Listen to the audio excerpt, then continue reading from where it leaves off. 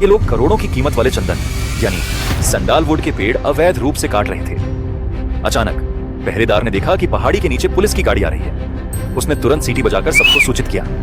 लकड़ी काटने वाले डकैतों ने सीटी की आवाज सुनते ही अपने औजार फेंक दिए और डर के मारे भागने लगे। तभी एक गंभीर आवाज ने उन्हें रोका। सारा दिन मेहनत की, पैसे भी नहीं मिले और अब ऐसे ही भाग जाओगे, क्या यह तुम्हें सही लगता है? उसने कहा, मेरे पास एक तरीका है, तुम सब मेरी बात सुनो, फिर कोई समस्या नहीं होगी।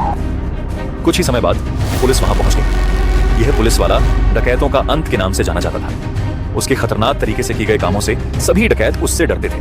लेकिन जब वह अपने जवानों के साथ पहाड़ पर पहुंचा तो चौंक गया। वहां एक भी संदल का पेड़ नहीं दिखा, बल्कि कुछ मजबूत आदमी आराम से शतरंज खेल रहे थे। पुलिस अधिकारी ने उनसे पूछा, तुम लोग यहाँ क्या कर रहे हो? उन्होंने जवाब दिया, हम यहाँ गायें चराने आए हैं। पुलिस अधिकारी को शक हुआ। उसने एक आदमी को कुल्हाड़ी छूते हुए देखा और तुरंत उससे सवाल किया, गायें चराने के लिए कुल्हाड़ी क्यों? उस आदमी ने जवाब दिया, मैं बाघ को मारने के लिए कुल्हाड़ी ले रहा हूं, बाघ आ रहा है। यह सुनकर पुलिस अधिकारी को गुस्सा आ गया। उसने अपनी पिस्तौल निकाली और आदमी के सिर पर तान दी। चारों ओर खड़े डकैतों ने यह देखा और अपनी कुल्हाड़ियां उठा ली। पुलिस अधिकारी की धमकी के सामने भी वह आदमी बेखौफ खड़ा रहा। उसने कहा, तुम्हारी बंदूक में सिर्फ 6 गोलियां हैं और हमारे पास 78 कुल्हाड़ियां हैं। तुम हमारा मुकाबला नहीं कर सकते। पुलिस अधिकारी कुछ देर सोचता रहा, फिर वहां से चला गया। जैसे ही पुलिस चली गई, वह आदमी आसमान की ओर देखकर मुस्कुराया।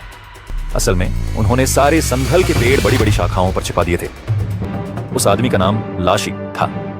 भले ही वह दिखने में थोड़ा साधारण था, लेकिन उसका दिमाग बहुत तेज था, जैसे उसे किसी शक्ति ने जागृत कर दिया हो। कुछ दिन पहले लाशी को अपने मालिक के सामने पैर फैलाकर बैठने की वजह से नौकरी से निकाल दिया गया था। पैसों की तंगी ने उसे बाजार में मजदूरी करने पर मजबूर कर दिया। वहां उसे 2 विकल्प मिले। एक था दिन भर मेहनत करके 80 रुपये कमाने वाला मल सफाई दल, और दूसरा था जोखिम से भरा हुआ लेकिन दिन में 8,000 रुपये कमाने वाला अवैध लकड़ी काटने का काम। लाशी ने बिना सोचे समझे दूसरा विकल्प चुना, जो खतरों और चुनौतियों से भरा हुआ था। रास्ते में उन्होंने अपनी गाड़ी बदली और घने जंगलों को पार करते हुए खतरनाक पहाड़ियों को लांघकर संदल के मूल स्थान पर पहुंचे। दुनिया भर के ज्यादातर संदल के पेड़ इसी जंगल से आते थे।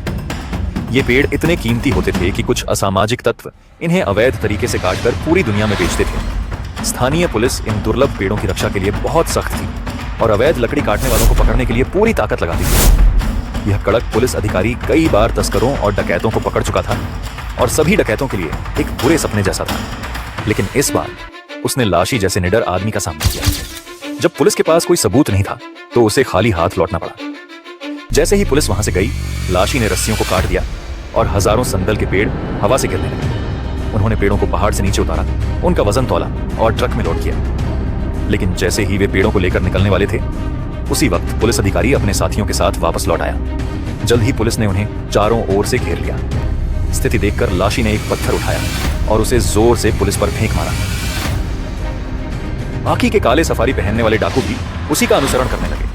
हजारों लाखों पत्थर पुलिस पर बरसने लगे। पुलिस कप्तान को गोली चलानी पड़ी, जिससे सब डरकर भागने लगे। अचानक माहौल काफी बिगड़ गया। तभी लाशी ने एक टुकड़ा तांबा लकड़ी उठाई और 10 मीटर ऊंचाई तक कूद दिया। फिर आखिरी तांबा लकड़ी को कार में फेंक दिया। इसके बाद वह गाड़ी में घुसा और छठे गियर में जोर से एक्सीलरेटर दबाया।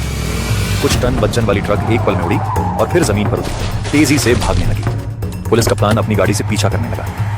जैसे ही वह करीब पहुंचा, एक मोड़ पर ट्रक अचानक गायब हो गई। केवल लाशी सड़क पर आराम से चल रहा था। पुलिस ने आसपास के किलोमीटर में ट्रक को खोजा, लेकिन कुछ नहीं मिला। कप्तान गुस्से में लाशी को पुलिस स्टेशन ले आया और सख्ती से पूछताछ शुरू कर दी। उसे 3 दिन 3 रात तक बुरी तरह से पीटा गया, लेकिन वह बिल्कुल नहीं झुका। उल्टा उसने पुलिस से पानी की मांगी। पुलिस ने पानी का गिलास लाकर दिया तो उसने मुंह फेरते हुए कहा, यह तुम्हारे लिए लाया है, इतना पीटने के बाद थक गया। पुलिस कप्तान गुस्से में लाठी उठाकर उसे बुरी तरह पीटने लगा।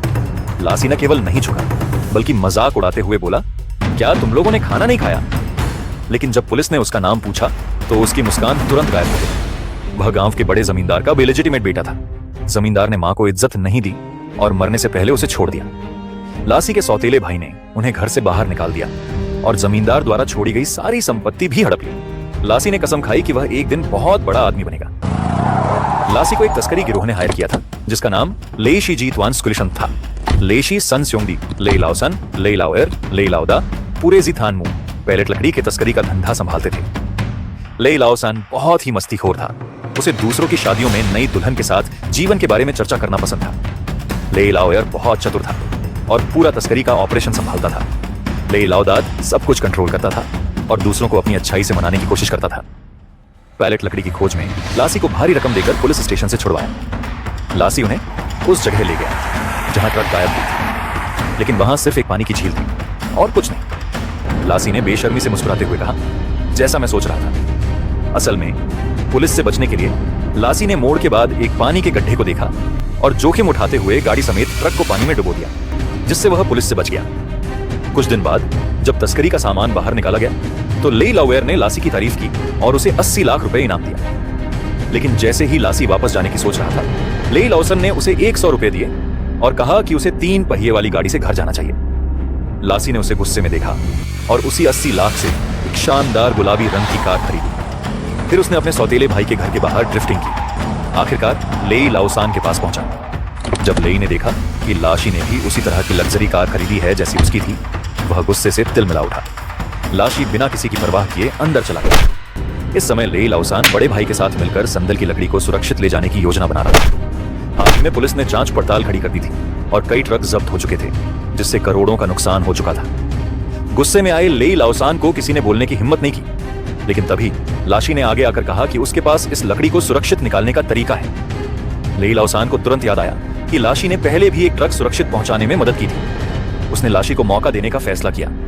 लाशी की योजना के अनुसार उन्होंने टैंकर को 2 हिस्सों में काटा और लकड़ी को छुपाकर नीचे की परत में रखा। ऊपर से स्टील की मोटी परतें लगाई और फिर टैंकर के ऊपरी हिस्से को वेल्ड कर दिया। उस पर ढेर सारा दूध डालकर उसे एक दूध के टैंकर जैसा बना दिया। जब पुलिस ने टैंकर को रोका तो लाशी ने कहा कि अब वह दूध सप्लाई करने का काम करता है। पुलिस ने जांच की और दूध ही पाया, इसलिए उन्हें जाने दिया।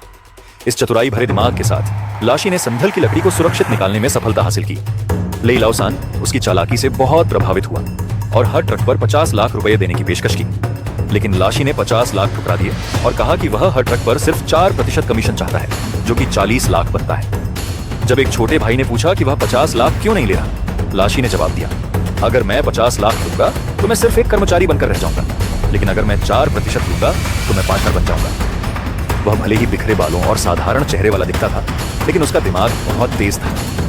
अब लाशी सबसे छोटा साझेदार बन चुका था और वह हर रोज नई नई तरकीबों से संदल की लकड़ी का परिवहन कर रहा था। वह सिर्फ दूध के टैंकर ही नहीं, बल्कि एम्बुलेंस और शादी के वाहनों का भी इस्तेमाल करता था।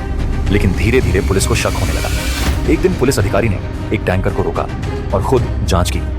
उसने लकड़ी से टैंकर पर कई बार चोट मारी और अलग आवाज सुनी। ड्राइवर घबरा गया और भागने की कोशिश की, लेकिन पुलिस ने उसे गिरफ्तार कर लिया। पुलिस के दबाव में उसने सब कुछ उगल दिया। इस बीच करोड़ों की लकड़ी की खेप को लेई लाओसन के गोदाम में पहुंचाया जा रहा था। दरअसल लेई लाओसन और उसके भाई एक बड़े गिरोह का हिस्सा थे और वह लकड़ी तस्कर सांग बियाओ के लिए काम करते थे। सांग बियाओ पूरी दुनिया में लकड़ी की तस्करी करता था, लेकिन अब पुलिस की कड़ी नजर के कारण वह अस्थायी रूप से सारी लकड़ी को लेई के गोदाम में जमा कर रहा था। सबको भरोसा था कि लाशी की मौजूदगी में लकड़ी पूरी तरह सुरक्षित रहेगी, लेकिन कुछ ही देर बाद लाशी को लेई लाओसान का फोन आया कि गोदाम का पता पुलिस को पता चल चुका है और वह तेजी से वहां आ रही है। अगर इस बार पकड़े गए तो उनका काम खत्म हो जाएगा। लाशी ने गोदाम में इकट्ठी हुई बेशकीमती लकड़ी को देखा और तुरंत एक प्लान बनाया। उसने छोटे भाई को कुछ पैसे देकर कहा, जल्दी नीचे जाओ और सबको सूचित करो कि पुलिस आ रही है। फिर उसने सबको तुरंत काम पर लगा दिया। लाशी ने संदल की लकड़ी पर खड़े होकर नदी के तेज बहाव की ओर देखा। उसने अपनी कुल्हाड़ी उठाई और रस्सियों को काट दिया। लकड़ी की खेप फौरन नदी में गिरकर बहने लगी और जलप्रपात की ओर चली गई। Cause I don't give a fuck what you say. Yeah, I'ma do shit my way.